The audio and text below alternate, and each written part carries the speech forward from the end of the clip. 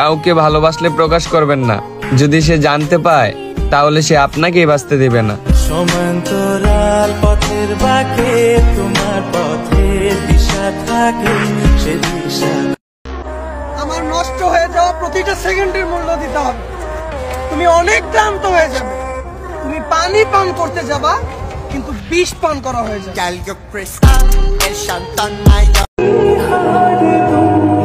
তোমাকে পাওয়ার আশায় কেঁদেছি আমি রাতের পর দিন।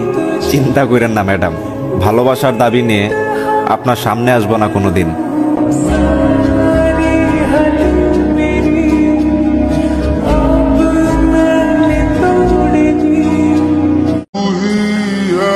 শুধু এইটা ভেবে তাকে ছেড়ে এসেছি। সে এত পারফেক্ট, এত মায়াবতী, এত সুন্দর, আমার পাশে তাকে বাজে লাগবে।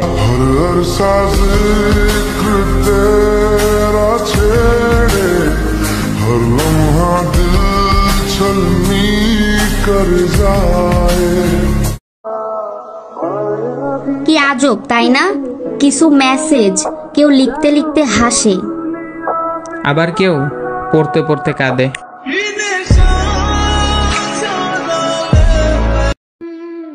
আগের ঈদেরও আনন্দ ছিল, এখনো আছে, শুধু পার্থক্য এইটুকু, আগে নিজের জন্য ছিল আর এখন ফ্যামিলির জন্য।